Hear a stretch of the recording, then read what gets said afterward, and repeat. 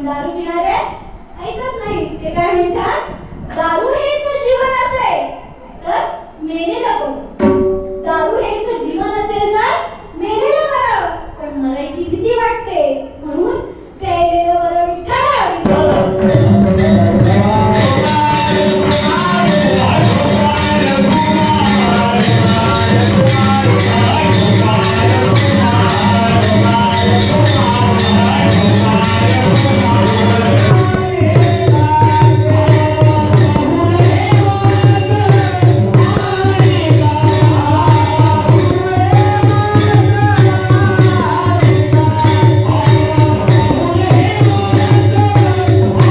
नमस्कार मित्रांनो, पुन्हा एकदा आपल्या नवीन व्हिडिओमध्ये तुम्हा सर्वांचं स्वागत आहे. मित्रांनो, आज आमच्या पारंखार गावाच्या मंदिरात, राम मंदिरात आज कीर्तनाचा कार्यक्रम आहे. मित्रांनो, श्रावण महिन्यात दरवर्षी आमच्या राम मंदिरात अध्याय वाचन हा कार्यक्रम दरवर्षी चालू असतो. तर मित्रांनो, आज त्याची समाप्ती आहे. समाप्तीनिमित्त आज मंदिरात रात्री 9 वाजता कीर्तन ठेवलेलं आहे. तर मित्रांनो, तुमचा जास्त वेळ न घेता आपण थेट मंदिरात जाऊ कीर्तन पाहण्यासाठी.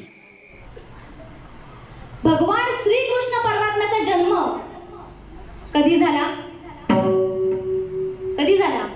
भर पावसाळ्यामध्ये मध्यरात्रीच्या वेळी माझ्या भगवान श्रीकृष्ण परमात्म्याचा जन्म झाला. आणि प्रभू श्री रामांचा जन्म कधी झाला? रामनवमी साजरी करता की नाही? मग कधी झाला? चैत्र महिन्यामध्ये शुक्ल पक्ष नवमीला कडक उन्हामध्ये मध्यान्नाच्या वेळी माझ्या प्रभू श्री रामांचा जन्म झाला. एकाचा जन्म कारागृहामध्ये झाला तर एकाचा जन्म राजगृहामध्ये झाला. राजगृहामध्ये कोणाचा झाला? प्रभू श्री रामांचा. आणि कारागृहामध्ये कोणाचा झाला? भगवान श्रीकृष्ण परमात्म्याचा. एक जो होता तो एक वचनी होता, एक बाणी होता आणि एक पत्नी होता. कोण? प्रभू श्रीराम. आणि एक जो होता तो एक वचनही नाही, एक पत्नीही नाही. असे कोण? माझे भगवान श्रीकृष्ण परमात्मा. आणि बघा, वसुदेवजी त्या बाळकृष्णाला टोपलीमध्ये घेतलं. टोपली कुठे घेतली? डोक्यावरती घेतली आणि यमुना नदीमध्ये शिरले. यमुना नदीला पूर आलेला होता. यमुना नदीमध्ये शिरल्यानंतर आता आपल्या बाबांच्या नाकातोंडामध्ये पाणी नाही. म्हणून भगवंताच्या लक्षात आलं आपलं काही आता खरं नाही. म्हणून त्या बाळकृष्णांनी त्या टोपलीमधून हळूच आपला पाय बाहेर काढला आणि त्या पायाच्या अंगठ्याच्या स्पर्शाने त्या यमुना नदीचा पूर ओसरला. यमुना नदी शांत झाली आणि माझे बाळकृष्ण सुखरूपरित्या गोकुळामध्ये पोहोचले. गोकुळामध्ये पोहोचल्यानंतर यशोदा मातेला पुत्र झाला म्हणून सगळ्या गवळणी त्या ठिकाणी एकत्र आल्या आणि एकमेकींना काय म्हणू लागल्या? गवळण म्हणती हो, म्हणती गवळणीला पुत्र झाला यशोदेला हो.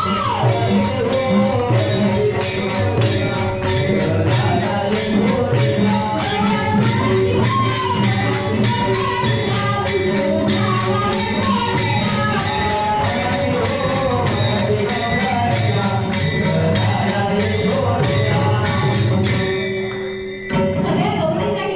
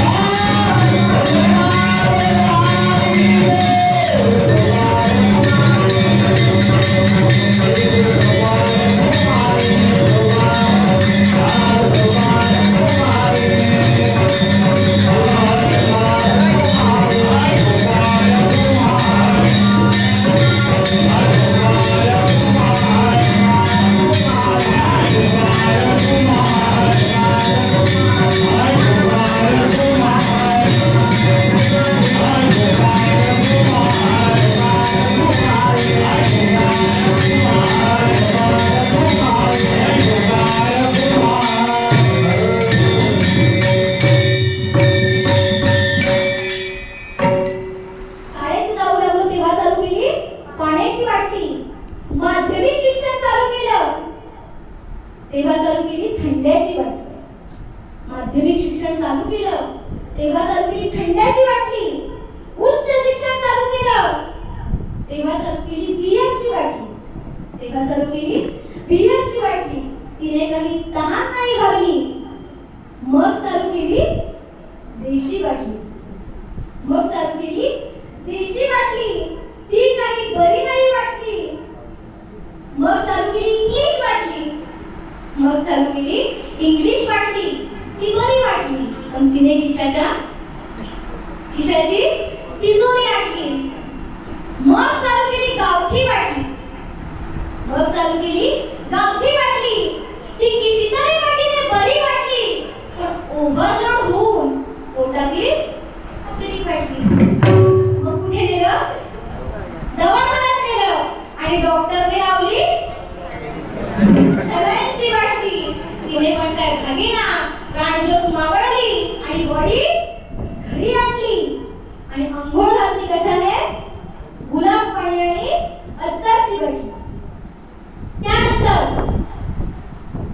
चितेवर ठेवलं आणि तिथे होती रॉकेलची बाटली. ती होती आणि तिथेच सगळे हाऊस पिटली. विठ्ठल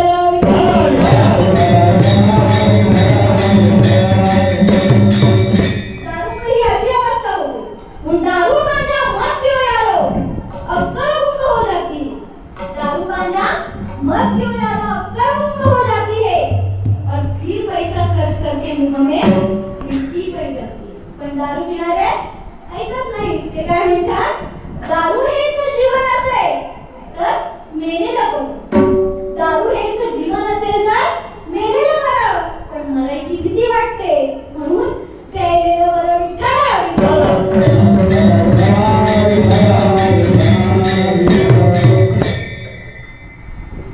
म्हणून दारू हे व्यसन फार वाईट आहे. कोणतंही व्यसन फार वाईट आहे.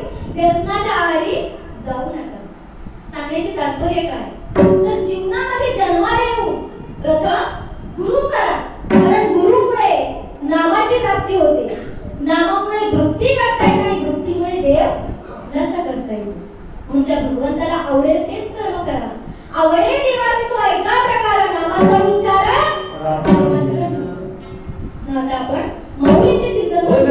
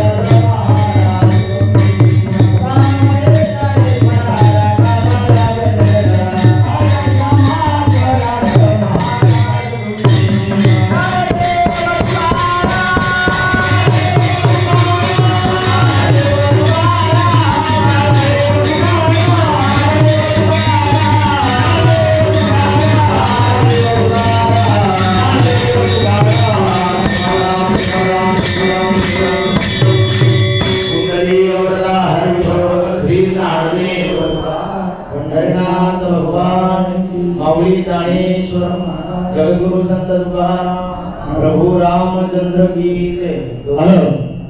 आज खरोखर आज महाराजांनी सगळ्यांचे आभार मानले.